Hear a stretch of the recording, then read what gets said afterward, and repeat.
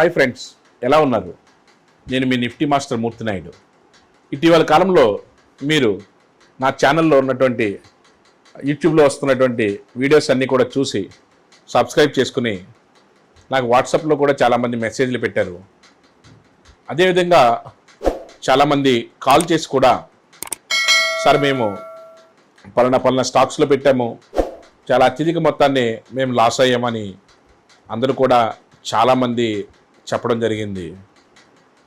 కామన్గా రీజన్ ఏంటని చూస్తే వాళ్ళకి దాని మీద కొంచెం అవగాహన లేకపోవడము, లేకపోతే ఎవరిదన్నా ఒక రాంగ్ గైడెన్స్, లేకపోతే ఏదైనా ఒక పెన్నీ స్టాక్స్ లాంటి గట్ట అంటే వీళ్ళకి వెళ్ళే చూజ్ చేసుకుని స్లోగా పెన్నీ స్టాక్స్ని ఏదో 15 రూపాయలు, 20 రూపాయలు, 30 రూపాయలు ఉన్నాయి, ఈ స్టాక్స్ అయితే బాగా పెరుగుతాయి అనేసి అందులో ₹1,00,000 పెట్టాను సార్, ఇందులో 2 లక్షలు పెట్టాను సార్, ఫ్రెండ్ ఒక ఆయన బాంబే నుంచి ఫోన్ చేసి చెప్పాడు సార్, ఇది మల్టీ బ్యాగర్ అండి సార్.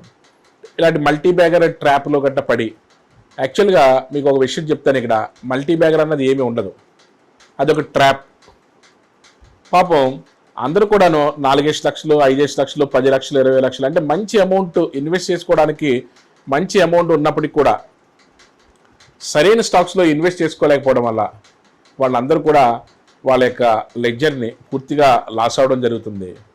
కానీ నాకు వాళ్ళందరికీ ఏదైనా ఒక సొల్యూషన్ ఇవ్వాలన్న ఉద్దేశంతో యాక్చువల్గా మీ దగ్గర ఉన్నటువంటి ఆ 4 లక్షలు, 5 లక్షలు మంచి స్టాక్స్లో కానీ ఇన్వెస్ట్ చేస్తుంటే ప్రతి సంవత్సరం కూడా మీకు అద్భుతమైనటువంటి రిటర్న్స్ వస్తాయి.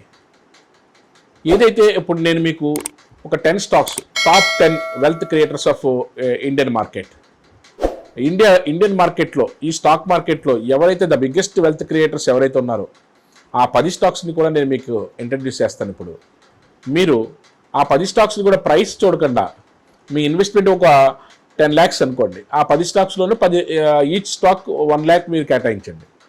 కాదు మీ ఇన్వెస్ట్మెంట్ 5 లక్షలే అనుకోండి, ఈచ్ స్టాక్కి 50,000 రూపీస్ పెట్టండి. అయితే 1 lakh మీ ఇన్వెస్ట్మెంట్ అనుకోండి, ఈచ్ స్టాక్ 10,000 రూపీస్ అప్పుడు పెట్టండి. అంతే తప్ప బాగా ప్రైస్ తక్కువగా ఉన్నదని, లేకపోతే ఎవరో చెప్పారు మల్టీ బ్యాగర్ అనో, లేకపోతే నాయన చెప్పాడు దీంట్లో ఆపరేటర్ స్టాక్స్ అనో, ఇలాంటి ఆపరేటర్స్ అనేది ఏమీ ఉండదు, అదొక మోసపూరితమైనటువంటి పదం.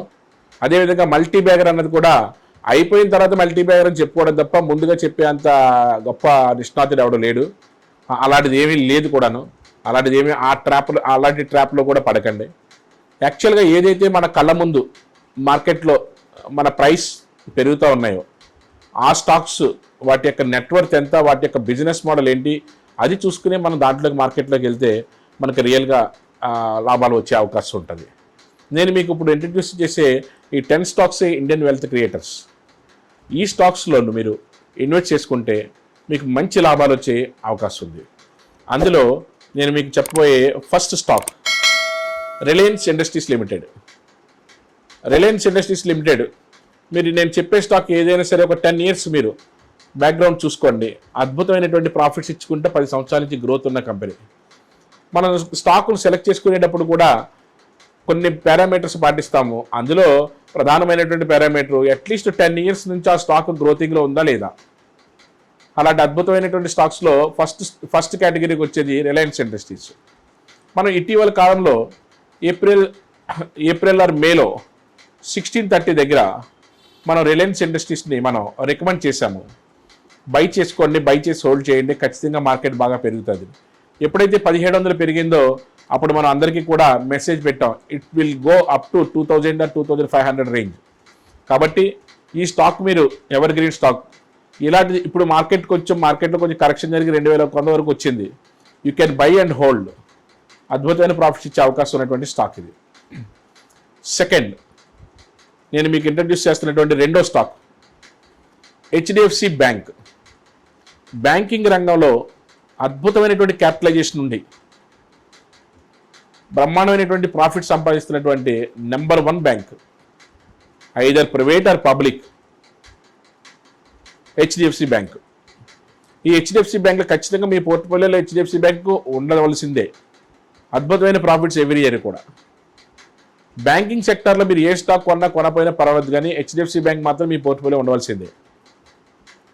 అదేవిధంగా third stock, the third best stock, Hindustan Unilever limited. ఎందుకంటే మనం తెల్లారు లెగిస్తే మనం ఉపయోగించే టూత్పేస్ట్ దగ్గర నుంచి సోప్స్ దగ్గర నుంచి అనేక రకాలైన ప్రోడక్ట్స్ని మొత్తం దేశవ్యాప్తంగా కూడా డిస్ట్రిబ్యూట్ చేస్తూ కొన్ని 5 లక్షల కోట్ల రూపాయలైనటువంటి నెట్వర్త్ ఉండి అద్భుతమైనటువంటి లాభాలు సంపాదిస్తున్నటువంటి కంపెనీ హిందుస్థాన్ యూనిలివర్ లిమిటెడ్. గత 10 years నుంచి చూసుకున్నా సరే అద్భుతమైనటువంటి ప్రాఫిట్స్ తోటి ముందుకెళ్తున్నటువంటి కంపెనీ. అదేవిధంగా the 4th best company HDFC limited, housing development finance corporation. ఈ హౌసింగ్ డెవలప్మెంట్ దానికి సంబంధించి ఫైనాన్స్ ఇవ్వడంలో ది బెస్ట్ కంపెనీ ఇది. అద్భుతమైనటువంటి ప్రాఫిట్ సాధిస్తున్నటువంటి కంపెనీ. ఇప్పుడు మార్కెట్ కరెక్షన్లో కొంచెం డౌన్ ట్రెండ్లో ఉన్నది, అద్భుతమైనటువంటి ప్రైస్లో ఉన్నది. మీరు దీంట్లో కూడా మీ ఇన్వెస్ట్మెంట్లో ఒక 1/10 దీంట్లో కూడా పెట్టుకుంటే మీకు మంచి లాభాలు వచ్చే అవకాశం ఉన్నది. అదేవిధంగా 5th స్టాక్ ఫైనాన్స్ రంగంలోదే బజాజ్ ఫైనాన్స్. బజాజ్ ఫైనాన్స్ ఇది ఈఎంఐ రంగంలో, అంటే మనం ఏదైతే లోన్స్ తీసుకుంటున్నామో ఎన్నట్లు కూడా ఈఎంఐస్ కింద కన్వర్ట్ చేసి కన్జ్యూమర్ గుడ్స్ దాంట్లోనూ కన్జ్యూమర్ ఫైనాన్స్లో బాగా ముందున్నటువంటి కంపెనీ ఇది బజాజ్ ఫైనాన్స్. మీరు ఈ 5వ స్టాక్ బజాజ్ ఫైనాన్స్, ఇది కూడా అద్భుతమైన లాభాలతోటి మీరు ఒక 10 years ట్రాక్ రికార్డ్ చూసుకోండి, అద్భుతమైన లాభాలతోటి ముందుకు నడుస్తున్నటువంటి కంపెనీ. అదేవిధంగా ఐటీకి సంబంధించింది టీసీఎస్, టాటా కన్సల్టెన్సీ సర్వీసెస్. అంటే మొత్తం ఐటీ రంగానికి ఒక తలమానికంగా ఒక దిగ్గజంలా ఉన్నటువంటి Tata company, Tata consulting services. దీనికి ఉన్నటువంటి ప్రాజెక్ట్స్ కానీ దీనికి ఉన్నటువంటి స్పేస్ కానీ మార్కెట్లో అదొక ప్రత్యేక స్థానాన్ని ఉండి ప్రతి సంవత్సరం కూడా అద్భుతమైన ప్రాఫిట్స్ని తీసుకుంటున్నటువంటి కంపెనీ. అదేవిధంగా next 7th Kotak Mahindra bank. Banking రంగంలో అద్భుతమైనటువంటి స్పీడ్గా ముందుకు వెళ్ళి రైట్ అండ్ లెఫ్ట్ ఎక్స్పాన్షన్ తోటి మంచి కాస్ట్ అకౌంటింగ్ని పెంచుకుంటూ ముందుకు వెళ్తున్నట్టు bank Kotak bank, Kotak Mahindra bank. ఇది కూడా మన పోర్ట్ఫోలియోలో ఉంచుకోదగ్గ స్టాకు. అదేవిధంగా 8వ స్టాకు ఐటీ రంగంలో మరో దిగ్గజమైనటువంటి ఇన్ఫోసిస్. ఇన్ఫోసిస్ కూడా ఐటీ రంగంలో దానికంటూ ప్రత్యేక స్థానాన్ని ఉంచుకుని ఒక క్లయింట్ బేస్ని పర్మనెంట్ క్లయింట్ బేస్ తోటి ముందుకెళ్తూ లాభాలు గడిస్తున్నటువంటి కంపెనీ ఇన్ఫోసిస్. అదేవిధంగా 9th కంపెనీ ఆటోమొబైల్లో దిగ్గజం మారుతి సుజుకి. మారుతి సుజుకి మీరు ఏ ప్రైస్ ఉన్నప్పటికీ కూడా అది కాస్ట్ 5,000 ఉన్నా 6,000 ఉన్నా మీరు ఏ ప్రైస్ ఉన్నప్పటికీ కూడా మీ ఇన్వెస్ట్మెంట్లో ఒక 1/10 ఒక 10% of your investment you can spare for Maruti Suzuki. Maruti Suzuki ఏదైనా మార్కెట్ కరెక్షన్ జరిగితే జరగచ్చు, ఆటోమేటిక్గా మళ్ళీ నెక్స్ట్ 5 to 6 monthsలో మళ్ళీ పీక్ వెళ్ళే అవకాశం ఉంటుంది.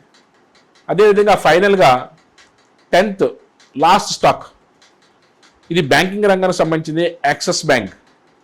ఏదైతే బ్యాంకింగ్ రంగానికి సంబంధించింది మనం HDFC bank limited and Kotak Mahindra bank limited 2 చెప్పుకున్నామో, దాని తర్వాత అద్భుతమైనటువంటి కాసా అకౌంటింగ్ ఉండి మంచి లాభాలు తీసుకొస్తున్నటువంటి కంపెనీ యాక్సిస్ బ్యాంక్. మీరు ఈ 10 స్టాక్స్లోనూ మీ ఇన్వెస్ట్మెంట్ కానీ పెట్టుకోగలిగితే ఎవరి ద్వారా కూడా మీరు మోసపోవాల్సిన అవసరం ఉండదు. అదేవిధంగా పెన్నీ స్టాక్స్లో పెట్టి ఏదో పెరుగుతుందని దాని అంతా చూడటం, లేకపోతే ఎవరో మల్టీ బ్యాగర్ అన్నారనే ఏదో స్టాక్స్ కొనటం, నష్టపోవడం, వీటి కన్నా మీ కళ్ళ ముందు అద్భుతమైన ప్రాఫిట్స్ ఇస్తూ ముందుకు నడుస్తున్నటువంటి కంపెనీస్ వీటిని బై చేసుకుని మీరు మంచి లాభాలు తీసుకుంటారని ఆశిస్తున్నాను. Thank you.